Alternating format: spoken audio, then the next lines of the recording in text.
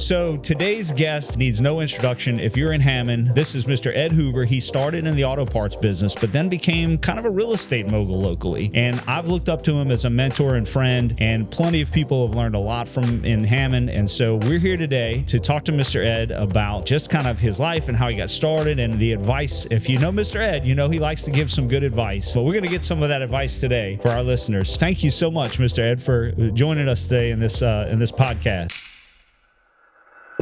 Thank you to our sponsor, real estate tax pro Bob Norton with Norton Accounting Services. Bob's goal is to help his clients become financially free using real estate. And let me tell you from personal experience, he really does. He focuses on real estate investors with clients in 48 states. He's been a resource to myself and many other investors.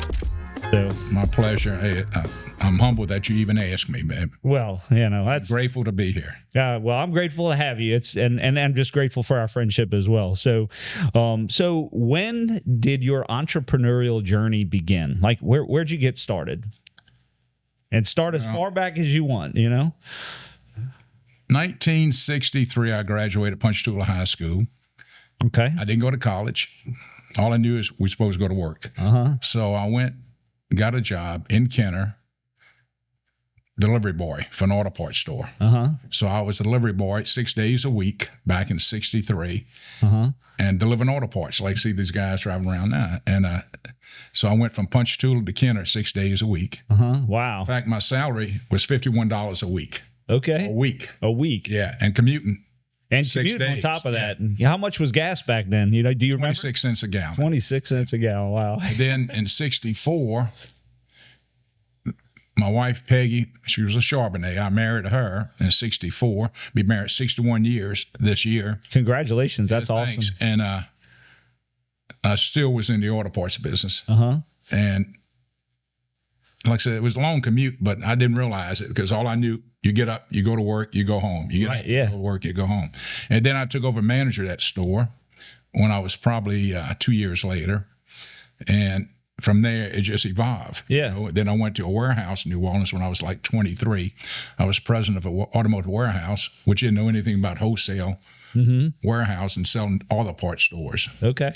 And stayed there 4 years till the man that owned the warehouse sold it. And I didn't like working for big corporations that bought us. So after a few months, I quit. Then moved to Hammond, opened up my own parts store in 73, I believe it was. And I had 3 stores, sold those in 77. Took off about 5 years because I carried the paperwork for the people that bought me. It was a major chain. And they paid me out over 6 years. Okay. So here I was 27, 28, 30, not having to get up and go to work. I said, man, this is great. But if I got one thing, the pay's going to stop after 5.5 years. Okay. So when the 6 years was close to the end, I said, I got to do something. So that's when I opened up another store in Hammond. It was called USA Auto Stores. And Frankie Cali and I opened up. He was like 21. I was like 31 or something like that. And we stayed there 12 years. So how'd you and Frankie get to know each other? Because I know y'all been friends for a long time. I sold the first set of stores. Yeah. He was 16. He come to see me in the store. And he was working at A&P in Hammond at the time. And Frankie, like I said, was 16. And he said, y'all need any help? And I looked at Frankie. I said, no, he's too young, too little. I said, no, come back next week. Well, he came back next week. I said, same thing. No, come see me next week. He came back 4 times. He came back. So I said, this guy must want to work. Yeah. So I hired him, and it's been the best thing for both of us since then. Yeah, that's awesome. We've been together over 50 years now. So at night in the USA Auto Stores, when I went back into business, I asked Frank, I said, you want to go back in business in auto parts? He said, yeah, let's do it. So we did it. We didn't realize we were the 11th store to open up in Hammond Auto Parts store. 11th one. We're the 11th one. We didn't realize 11 was too many. All we knew what we could do. Yeah. Well, I tell you a figure. We thought we'd do $400,000 our first year in sales. $400,000. Well, we wound up doing $1.8 million in sales. I said, wow. And 3 years later, there was only 5 of us. And what it proved to you in life, life teaches you a lot of things. It proved to me, just because you're the last guy to go in, don't mean you're the first guy to go out. Yeah, you're right. Yeah. And, and I tell a lot of people, brick and mortar don't build a business. People build a business. That's exactly And right. Yeah. I stress that so much in my life to people. And, I could build a retail store out of gold. It could be the Taj Mahal. And if you live next door, the building's going to attract you to come in. However, if me or one of my people turn you off, you live next door, you won't ever come in again. And so I stress that it's people that build a business. And we did, in our one store, we did so much business for an auto parts in Hammond, Louisiana. Yeah. We had people from Alabama, Florida, Texas, come see us. How do you do this much business? What do you got that creates this much business? I said, you got to be able to do it too. He said, what do you mean? We don't do nothing but sell auto parts. But what we do have, we have good personnel. We wait on you. Right. Before that door closes, that you come in on the front over there, one of my guys said, sir, can I help you? Ma'am, can I help you? If you're waiting at our counter and we know, and say, I know you already been waited on by another employee, I'll go over there, sir, you waited on. Yeah, even though you know, when I move away, another guy, sir, you waited on. And in 12 years I was there. Well, I always bring up this story because out of 12 years, we had, during the day, 15 counter people selling do-it-yourselfers, not shops. We had the competition. Even today, the major competition only got 4 people waiting on it. We had 15 back there in the 80s and the 90s. Yeah. And on Saturdays, we had 22 in one store. That's how much business we did. Wow. And I remember this one guy come in. I waited on. He was waited on already. I didn't know it. I went, sir, you help? You being helped?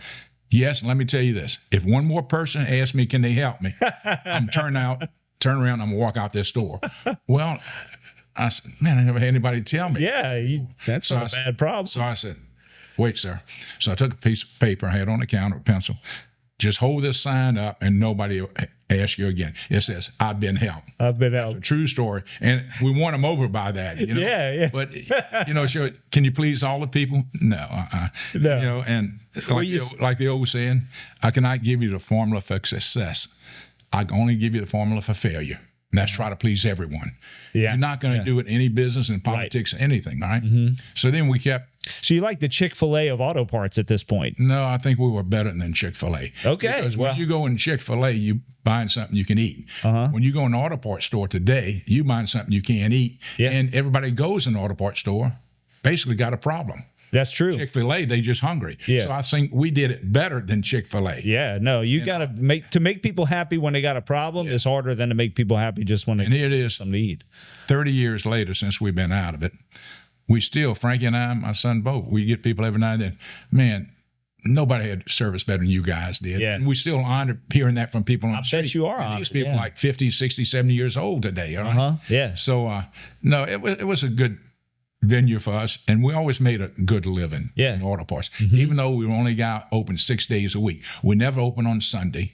I just don't believe people open on Sunday. And I've often said, if I had my druthers about everything, I would require everybody close on Sundays. Yeah. Get back to the family life, because there's nothing more important, Will, than God and family. The business world don't mean diddly. If you don't have God and family in your life, that's what comes first. We talk about business all you want today, but that's not the main thing. Business, God and family comes first before the business world. Yeah. And I believe that. We've talked about that before and how important that is. So my favorite quotes, Mother Teresa. I'm sure you know who Mother Teresa is. Who? Mother Teresa. You know that. And she said, we're not called to be successful. We're called to be faithful. Because once you're faithful, success will come to you. That's true. In many forms. Yeah. Success, people run around, look for that proverbial pot of gold at the end of the rainbow. And when they find it, they look in it, they disappointed because they don't see the gold. Well, what they don't see is your God, your family, your friends, your health, your mortality in that basket. That is the goal. That's the goal. Yeah. All right? And you got to realize what you can do with all that stuff. All right? And, when you're in the business world, This podcast is sponsored by New American Funding, the family team where family and finance meet. With years of experience helping buyers achieve their home ownership dreams, they're passionate about guiding you every step of the way. Whether you're a first-time home buyer ready to refinance or adding to your real estate portfolio, the family team is here to help you feel confident and cared for through the process. And let me tell you, we've done business with them for many years, and it's absolutely true. They give a personal touch, and we love working with them. At about 50 years old, you're about halfway of your life. Yeah. You know, and it's not about your successes or your riches no more. Mm-hmm. After 50, you start thinking it's about significance of life, about God, about family, your mortality, your friends, your health. That's what it's about. And once you get to that part in your life, you find more peace in your life. You know, and like my generation, I'm almost 81 years old. My generation don't care a whole lot about what's going on a lot of times at this point in our life, all right? We care about taking care of our family. And make sure, you know, we take care of ourselves somewhat, you know, but... And I've always noticed that about people as they get older, their focus changes. And some people, I think when they're young, they get frustrated with that about older people. But I've always thought, well, they've been through my stage and they're in a different stage. They see a little bit more. So there must be something to that. So I should pay attention to that and maybe start thinking that way. You're right, because young people do not understand and they have not seen and heard what we have. It's experience. Say you're 50 years old, all right? And I'm 80. I've lived your 50 years. Yeah, you have. You have not lived these 30. The 30 in between, that 30 years, you know what that is? That's wisdom. Yeah, that is. Einstein said it best. Wisdom is knowledge by experience. Yeah. I've experienced these 30 years. You have not. Now, you may be smarter than me, but I'm wiser. And I take wisdom over smarts any day. All right? 10 times out of 10. So that's the difference, you know? You can look somebody, if you're 50, look somebody 25 and say, they just don't know what it's all about. I can look at somebody 50 and say, they just don't know what it's all about yet. But as you get older, you gain that wisdom. All right. Well, and that's precisely why I wanted to have you on this podcast, because I personally have learned a lot of wisdom from you and many other people. Yeah, not just you. You're not the only reason I'm as wise as I am, but you're a big part of it, and I appreciate that. I appreciate you saying that, and I wanted to share that with other people. You know, so and I go to work every day. You know that. Yes, yeah. I've told lots of people that. And I thank God every day for my life. What's happening in my life, because you probably don't. You know, I come from a busted home. I was 4 years old. Yeah, I don't think I ever told you that. You come from a busted home. My parents split when I was 4 years old. You have told me that. It's been a while. Yeah. And he put me and my dad put me and my older sister in an orphanage. Yeah, you did tell me that. 4 years, and then he remarried, and my stepmom raised us with my dad. We moved around a little bit, and I was, you know, and people don't believe it, I was shy until I was 23 years old. They said, no way. I was shy. I tell you the reason I was shy. Well, I had such a bad speech impediment. And when you're in class, like the third grade or so, you know you're going to read. You're in line. It's your turn to read. Correct. And I was so nervous, and I knew because of my speech impediment, when I read, I knew the kids were going to laugh at me. So when it was my turn to read, I read, and they laughed at me. And I think that's what caused my shyness. Okay, yeah. And there's still a couple of words I have trouble pronouncing today. And in fact, I've done many, I challenged myself to do things to get out my shyness over the years. And one of the things were, in my 30s, I challenged myself to be in theater. You know, I've done numerous plays. That's correct, yeah. And there's a few words in there in the script. And I even asked the director, can I change that word to this? He said, yeah, because I knew I didn't want to focus on that word as much as I wanted the character I was playing. So, and I challenged myself to overcome my shyness. You know, and I've done movies. I've done like theater. I've done newspaper print. I've done radio. And in fact, one of the highlights of my life to challenge myself, I think I was about 39 years old, and Southeastern University had Business Week. And a professor called me up when we come speak to his class, you know, because I was in the auto parts business. And I said, okay. And when I hung up the phone, I said, why did I say okay? Why did I agree to that? College? I don't know what these people know. So you never went to college, but now you're in front of a college class teaching, essentially. I mean, you know, not... One of the most humbling things I do, talk to young people to this day. I get people calling me up, Mr. Hoover, somebody told me to call you. You can help me with this. can I come? I said, yeah, just call the girl, put you on my calendar. And I'll be glad. And I enjoyed talking to young people. Yeah. Because when I was 25, 30 years old, I didn't have anybody go talk to learn from. Yeah. And I'm honored.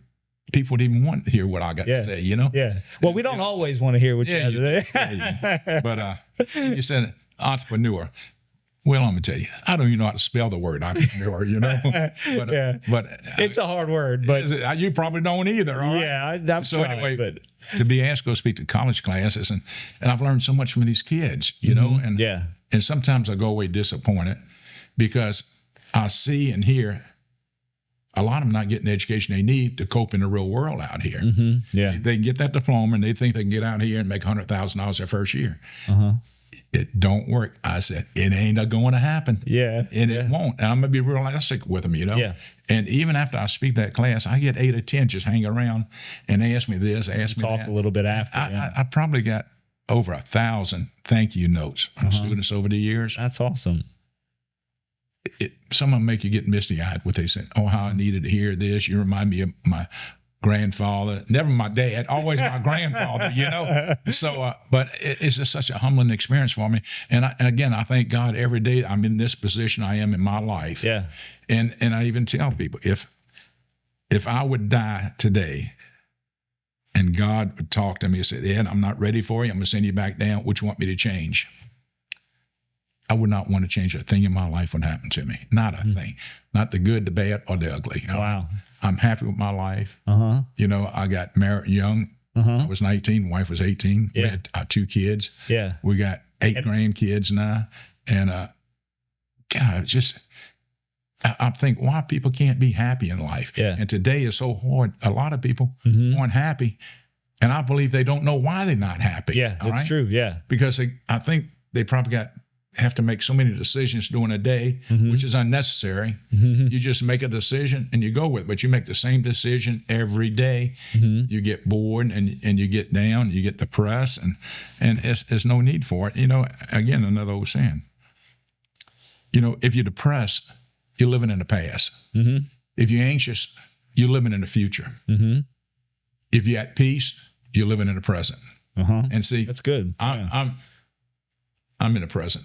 I'm at peace. You're not going to mess up my day. You're not going to live in my mind rent-free with all like negativity, because one thing changed my life when I was a young man, especially when I was in the auto parts business. I would hire Will and Eric and Bob and James and all like that.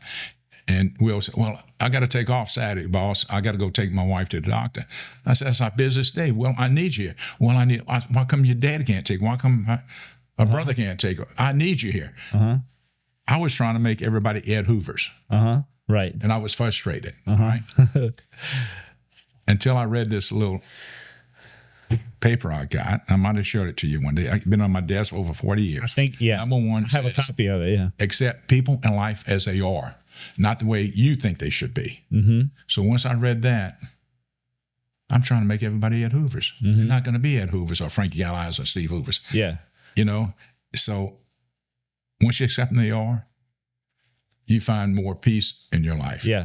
As a manager and you work for me, it's my job to see your potential and get you here.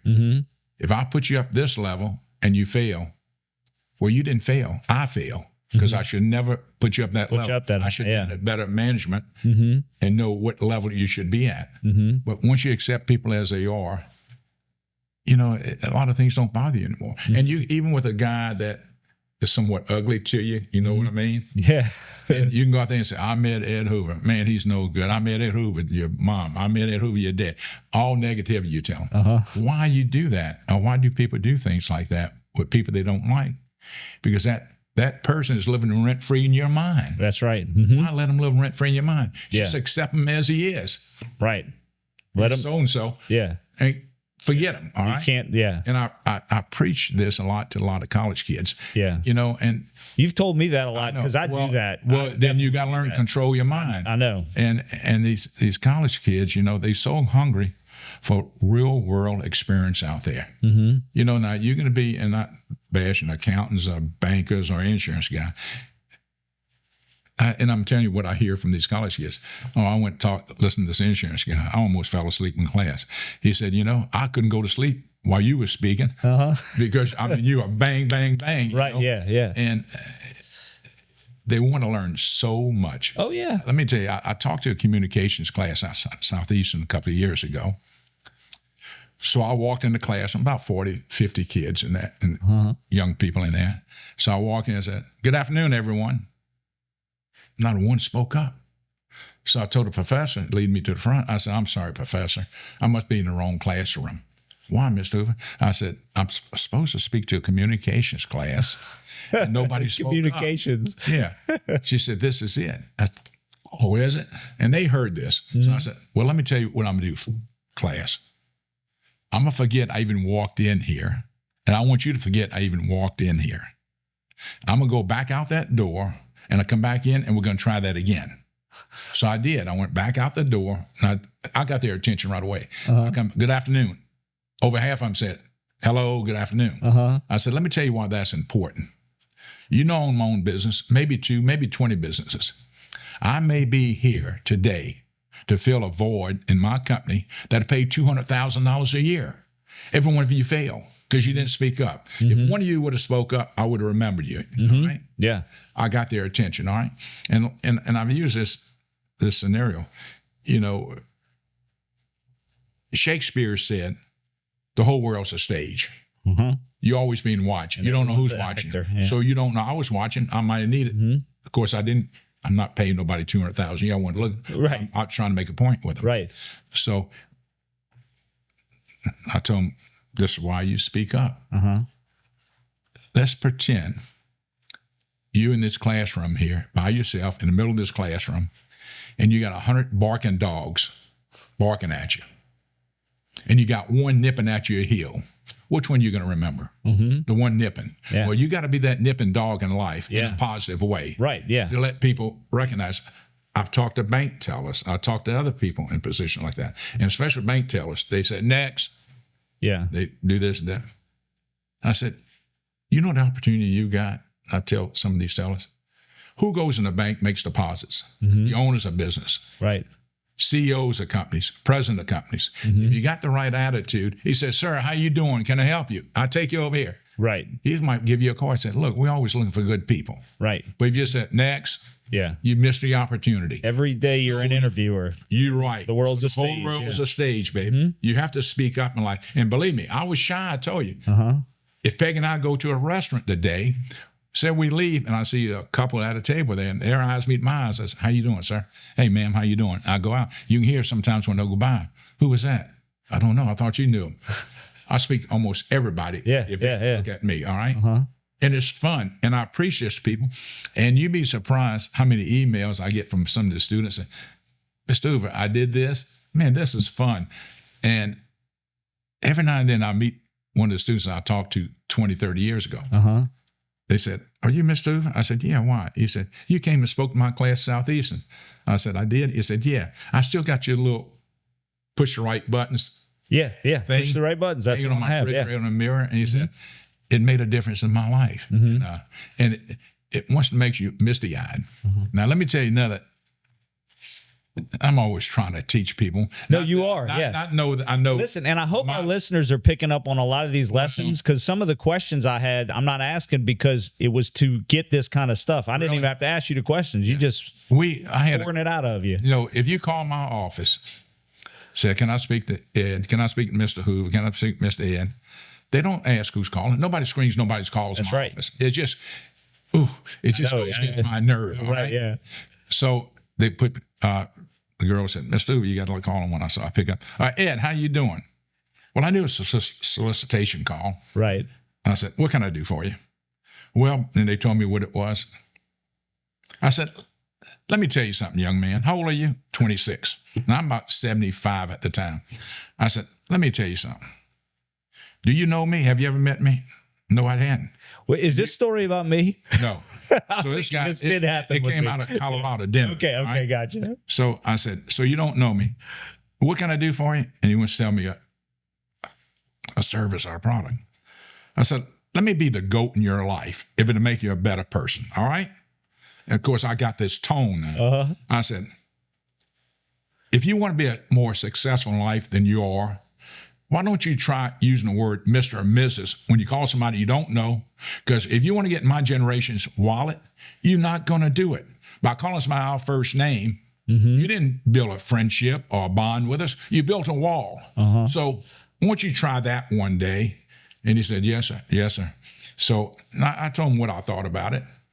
So that was in May of one year. That November, I get a call. Put me through. Mr. Hoover, yes. I talked to you a few months ago. They always use that line too. I said, no, you didn't. What can I do for you? He said, yes, sir, I did, because you told me about calling people Mr. and Mrs. I said, I think you did talk to me. Yeah, you did talk to me. And he just called me to tell me how much of a difference it made in his life. Out of all the people I've done that with, one guy called me back and thanked me. He said it made a big difference in his sales and his life by calling people Mr. and Mrs. Now, you got to remember, Will, I'm old school. We call people Mr. and Mrs. I still call people Mr. and Mrs. younger than me, all right? But he called me back, and it made me get a little teary-eyed because I got to thank you for one guy. So it's sort of like those two guys walking down the beach and got hundreds of dead starfish. Oh, right. One guy pick up starfish, he threw it in, he walked over, pick up another one, his buddy said, man, there's thousands of here. That's not going to matter. It ain't going to make a difference. Right. He said, it made a difference, those two. For that, yeah. You follow me? So you get through to one person, and just like Jesus said about the sheep, would he go after that one sheep? Right, yeah. Find him. Yes, he would to save him. You see? Yeah. And I think, like I said, and I thank God every day for my life. Absolutely, yeah. And but you follow the wisdom of Jesus Christ. You thank him. And prayers do get answered. Now, some people say, I pray to God, didn't answer my prayers. But you know what I tell them? I said, he answered you. He just didn't tell you what you wanted to hear. Right, yeah. He didn't give you the answer you wanted, When these lottos are $800 million, I said, God's pretty busy answering a lot of prayers. God, if you let me win that, right, yeah. And phone calls he gets. Oh, yeah. But you got to believe in the power of prayer, baby. And look, for me to be married 61 years, I can't believe it. All right. I bet you Peggy had a lot of prayers. I know. I feel too young to be this old. Does that make sense? It makes a lot of sense. But sometimes people don't know how to cope. But if I had one wish for everybody, I would hope they all find peace and happiness in their life. And you remember the guy that got beat up? Not that I condone it one way or the other, over in L.A. What was his name? Rodney King? Was it? Yeah. He said one thing struck me. He said, why can't we all just get along? And I got that same question. Right, why can't we all just get along? Exactly, yeah. You know better than I am, and I'm no better than you. Right. People got to realize we all God's children, That's right. Everything we got in life, everything we got, including our kids, on loan from God. We don't own none of that. Yeah. And if God loaned you these kids to raise, you better raise them right. Right. So why can't we all just get along? All right. No, it's so many great lessons that you're talking about now, and I'm so glad that a lot of this is coming out. I do want to switch gears to real estate. Go ahead. You and one of our favorite topics is real estate. I think it's one of my favorites, and so you talked about the auto parts business, but then what made you get into the real estate business? And how has that changed your perception, if it has, about business? And what do you look for in good deals? Stuff like that. Let's talk about real estate. Let me tell you. How'd you get into it first? Preface it my answer. Yeah. I had one young man in college asked me one question. He stopped me. I didn't have an answer for. He said, Mr. Hoover, what was your goals in life? I stopped and thought. I never had any goals in life. Never had any goals? Never, man. Your home is often your largest investment. Trust the professionals at Fleur de Lis Law and Title for reliable, secure closings. With 10 offices across South Louisiana, Fleur de Lis is your trusted partner to ensure the title to your home and the money you invest are secure. The experienced attorneys and staff at Fleur de Lis can also take care of your real estate planning and succession needs as well. Fleur de Lis Law and Title, Louisiana's leader in reliable, secure closings. And let me tell you, we do the vast majority of our closings with Fleur de Lis. We have had great service. The attorneys here are just fantastic. So we love doing business with them. We highly recommend them. Just get up, go to work, then you go home. All right. So anyway, with that in mind, the last 3 or 4 years in the auto parts business, I was miserable 85% of the time. I had all these problems, and you got to remember, everybody come in the store, they got a problem. Yeah. I dealt with do-it-yourselfs like you. You think your carburetor's bad. Well, you buy a carburetor. Well, it's bad. You come get another, that one's bad. Well, they're not going to be bad, but you're a do-it-yourselfer. You're not a mechanic. Right. It might have been just a $4 gas filter instead of a $100 carburetor, you see. So you get frustrated. And we dealt with do-it-yourselfers, and we know if we deal with do-it-yourselfers, if we want to do it yourselfers, we would only sell half the parts. Because while you there, you said, give me a carburetor, give me a set of wires, give me the points, you know. All I needed was $3 condenser maybe. Right, yeah. So I was frustrated, but I was happy 15% of the time. And I didn't realize that till after I got out of the auto parts business. Well, there was a realist, you know what Papa John's Pizza is in that motor vehicle? Yeah, I know that was empty, and it was coming up for auction. So a realist said, Ed, you want to buy that? And I said, well, I'll go to auction. I don't know and buy it. So we went to auction, a big auction, the FDIC. That's when banks was giving away pretty much nickels on a dollar. So I had 2,000 people in the ballroom, you know, they auctioned off. I wound up being the highest bidder. Now, my thinking was, my uneducated thinking, you had 34 suites in there. If I got $100 per suite, that would pay the note because I was still making a living in auto parts. But it was empty. When we fixed it up, we never got $100. We got $600 a suite. Then it increased. So after a while, it was cash flowing a few thousand, cash flowing over the note. So I'm thinking, what am I doing with 85 employees, being aggravated every day? The building stays there, shows up every day for work, don't need vacation, don't need insurance, making me money, and that cash flow is buying other properties, which it did, you know? Yeah. So I sold the auto parts, but practically gave it away. I went out that bad. So what changed my life in the real estate is because to this day, I got 15 employees, and I'm not against employees, right? But as you get older, you don't need the problems. And like I said, the only problems I got is other people's problems. Right. Yeah. So anyway, what year did you buy your first? How old were you when you bought your first piece of real estate? How old was I? Yeah, probably about 45. 45. Yeah, I bought a property where I built my stores, like in Punchatoula, Albany, Hammond. But I mean, investment property. That was the first one. That was probably in 93. So how old were you at that point? Well, I was born in 45, so I must have been right at 47, 48. Yeah, that's what I remember hearing that for the first time. And because a lot of people want to get started investing in real estate, but they think, oh, you know, like I should have started a long time ago. You were 47, 48 when you started. The difference is, and the guy like me and some people, and I just said some people. Yeah. I really didn't know what I was doing. Yeah. If I knew what I was doing, I probably wouldn't have done it, right? When I figured, man, I got a debt now, I got this. Yeah. But anyway, I got it worked out. Yeah, it worked out. You know, yeah. But what happened, I tell you, I was miserable 85% of the time in the retail business. I sympathize with people in retail today. It's a tough business. Yeah, it is a tough business. But what I did, I found out what my true love was. 15% of the time I was happy, Will, was I was negotiating with my vendors in the auto parts business. Well, I'm not going to pay you this for that fan belt. I'm going to pay you this, and negotiate. But in the real estate business, what do? You negotiate all the time. Oh, yeah. That was my true love, you see, and negotiating. I can tell our audience right now, this man's true love is negotiating. Yeah. I have learned so much from him. Heck, we're in the middle of a negotiation deal right now. We are. Actually, yeah. So we're doing, not between us, but like with somebody. So, but nobody negotiates like. No, it's fun.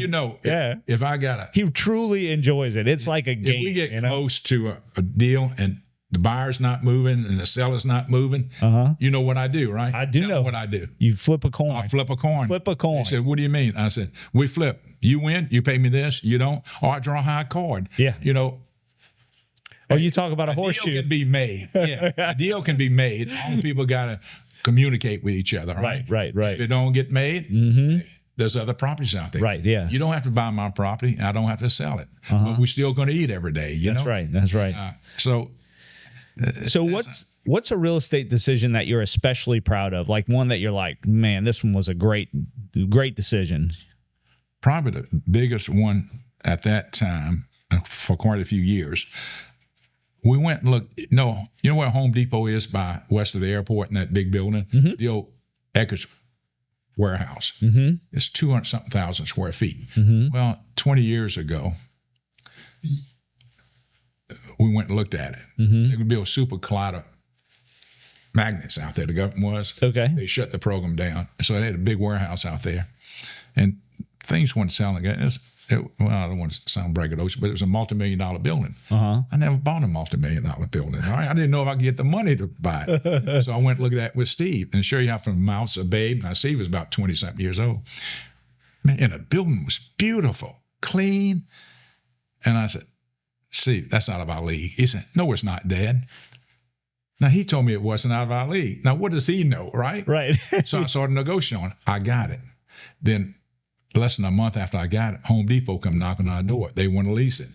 So that was sort of the golden goose for us at the time. But now you see out in Chapel Park, we're building all those buildings out there. Yeah, the warehouses. Yeah. You know, we build them and we rent them. All the buildings you see out there, and it's quite a few thousand square feet. Right?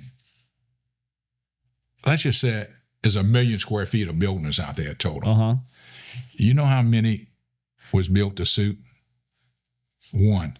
Really? 35,000 square foot. The rest of them we build, and our philosophy is you build it and they'll come. Yeah. That's a little scary, especially the dreams. Banks, yeah. Right? But, you know, but we've been very fortunate and blessed in life. We had a niche out there building warehouses. Now, we got it down like McDonald's. We got our costs down. We know just what it costs us. So if competition comes, hey, I had competition all my life. Yeah. But, you know, and just like people would ask me, what about this guy? What about that guy? Or, you know, people would ask me, what do you think about politics, Ed? What's going to happen with politics now? What's going to happen with the economy? What's going to happen with the weather coming? You know what I tell them, Will? I stay focused on just what I'm doing. Right. I have no control over this other stuff. You got to stay focused on what you're doing and see it to fruition. All right. Yeah.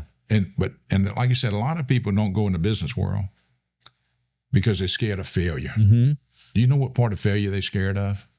Not necessarily losing their money, the embarrassment of failure. Because, you know, you walk down the street, oh, Will, look, he failed. He couldn't make it over there. They're not thinking that. Yeah. But that's what people think. It holds them back. Buyers come to me and said, well, I want to do this, Mr. Hoover, what do you think? And it said, if you don't want to know something, don't ask me. Because I'm going to give you my opinion. It's my opinion. You know, and like that sign, I always preach, you love a lot, you trust a few, and you paddle your own canoe. That's right. So you can ask me, ask mom, ask dad, ask uncles, and then you gather all the information. Then you make the decision. Right. And you paddle your canoe that direction. And you live You with fail, don't blame us. Right. So you love a lot, you trust a few, and you paddle your own canoe. Right? Right. So, and I live by that.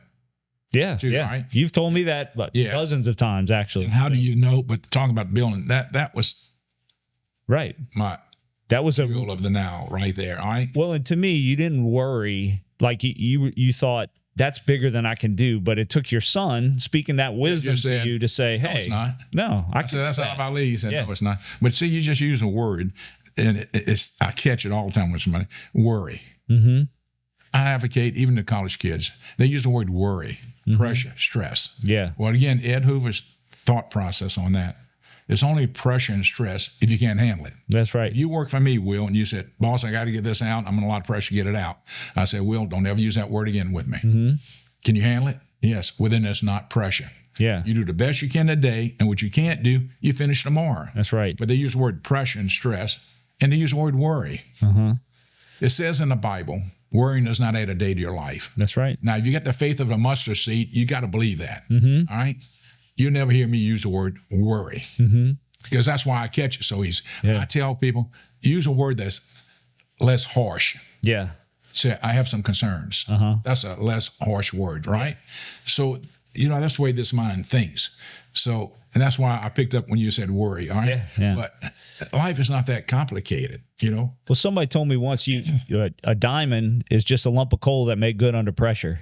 That's it. Right. And then, and actually we had Jonathan Wong on the podcast a couple of episodes ago, and he used the word fail, and he said, you know what fail stands for, right? And I said, no, what's it stand for? He said, first attempt in learning. Yeah. And I thought, well, that's a really great way to think about failure, because you just know a way that it doesn't work, but you learn, you know? You don't even think about that. You stay focused on what you got to do. But, you know, and I asked a couple of classes, I used this scenario I thought of. They talk about pressure, stress, worry. And I said, let me tell you guys, in the 1800s, our forefathers went across this country in covered wagons with 4 mules, a wife, 5 kids in the back, right? They're going through extreme heat, extreme cold, all right? Going through rivers, canals, canyons, fighting Indians, hurricanes, tornadoes. Can you see him making a mile to 20 miles a day in a covered wagon for you? Can you see him up there? Honey, can you come up here and relieve me? I'm in a lot of pressure. Yeah. What word did he use, Will?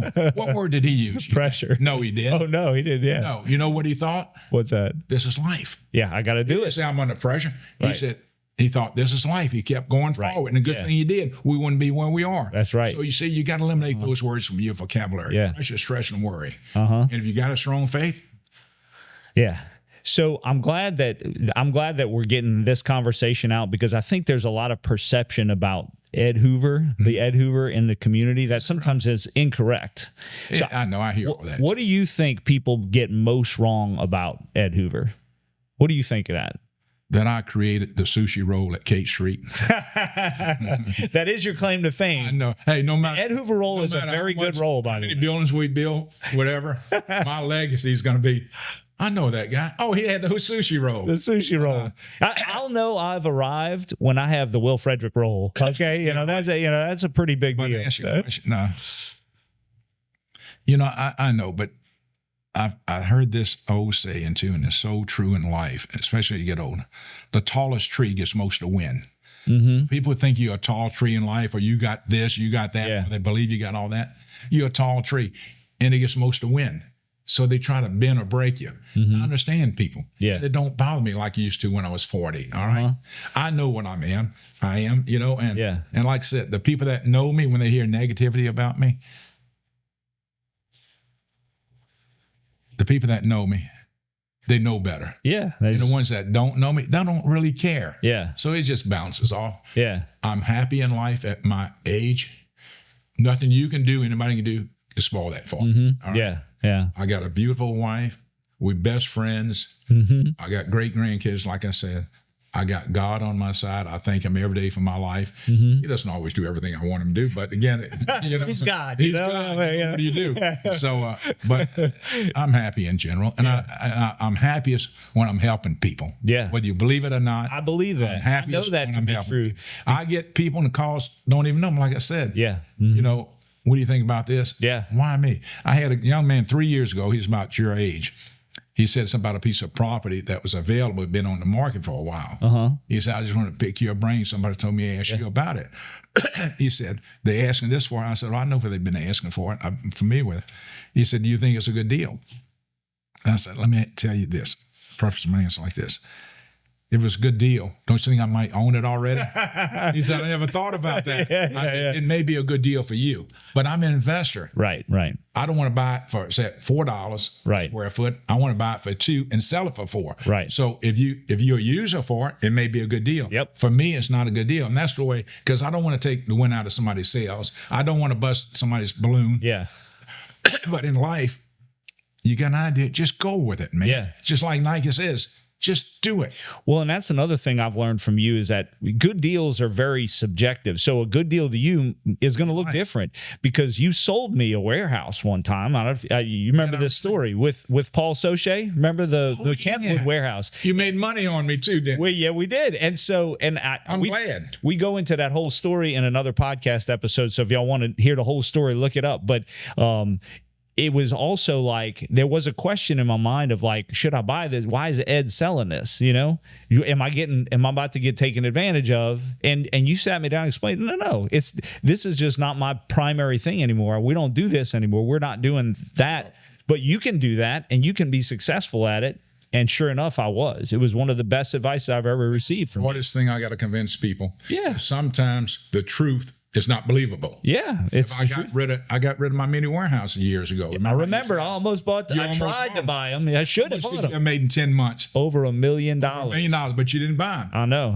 It's one of my regrets. One of my business regrets. Buy them. One of the owners that bought them, he came in after and said, "I want to thank you." Oh, I got something in my throat. Yeah, there's water right there. He said, "I want to thank you for selling this to us." He said, "But I'm sorry that you weren't able to make that extra money." I said, "Hey, I made my money when I sold it to you. I wish you would have made 10 million on it." That's right. Yeah. I made my money. It's over with, and you tell people why you're selling something, they don't want to believe you. Yeah. Because, we got some retail shops and we was getting rid of some retail. Well, why something wrong? No, we're just not going that direction. Right. We're in the warehouse and more now. That's right. So good deals are everywhere. People don't believe me when they say that, but when I try to sell something, they say, "Will, how come you didn't buy it?" I know. I say, "Well, I'm doing something different." And you don't fit your right. mold. There's only one of me. I can only do so much, So, and like I said, you said, talk about the business. Well, I think life is more important than business, how you handle your life. Right? Business is secondary. Yeah. It's your life. It's your friendships, your family there. That's what's important to me. So, absolutely. And I remember a professor told me, he said, "Ed, when you come talk to my class, you talk more about philosophies in life than you do about the business world." Yeah. I said, "How can I teach these young people an hour and a half when it took me 50 years to learn?" That's right. But if they understand how life is, they become good people, then they become good business people. It all flows from that. People think it starts with business, but it really starts with life. And I could talk to you business for 3 hours here if you want, but but I've talked to you, most of the conversations we've had, Mr. Ed, have been about life. And they've been about business too, but it's you have to start with life. You got to begin with the end in mind. Who do you want to be? And then your business is a natural outflowing of that. What you accomplish in life or what you fail to do in life is directly related to the decisions you make in life. That's right. Right? Mm-hmm. Everybody makes mistakes. But you got to remember, nothing is carved in stone. That's right. You can change anything in your life you want to. Right? All you got to do is just do it. Nothing's carved in stone. Just do it. I mean, if you want to go out there and run naked down the middle of the street, do it. All right? You might regret it later. I'm not going to do it. Either.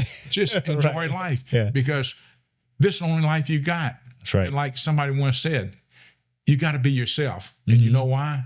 Because everybody else is taken. Yeah. You got to be yourself. All right? Yeah. And like I told you, I'm a happy person. I'm very thankful to God every day for my life. You got to remember, the average age of man, I think, is around 75 now. Really? Okay. Yeah. So you on this side of it. Yeah. My clock is ticking. Yeah. So if I go to fast food and I got to wait in line, I tell them after a while, I said, "Dear, I can't wait no more." I said, "My clock's ticking." All right. So I need to get my food and get out of here or just get my money back, you see. Right. But anyway, life is good. People are good. Yeah. I just wish people was happier in life. Yeah. But I said, they don't know why they're not happy today. All right. And well, I can't tell you how much your influence and mentorship has meant to me, and your friendship as well, and your family's friendship. I've really enjoyed. Appreciate it. And I love getting to highlight that and showcase it on today's episode of our podcast. And so, I don't do this kind of thing. No, I know, but I do. I did it a lot for you in person. I'm very honored that you did it for me. Look, I hope my podcast ratings go through the roof now that I have the Ed Hoover on my podcast. But you don't put me on a pedestal like that, man. Well, thank you. Am I through? Yeah, you through. I'm just getting started. I know. It flies by. It flies by when you do it. And it's just, and like I said, I love helping people, and so thank you today for listening to our podcast. I'm proud to call Mr. Ed Hoover my friend and a mentor. And if you've learned something today, and I can't believe you haven't learned something today, but if you have learned something today, please share this episode with people, because as you can see, Mr. Ed has a lot of wisdom to share, and I think it's just worth really listening to. And so thank you for joining us today on the Will Frederick Podcast, where we talk about real estate, wealth building, money, and life.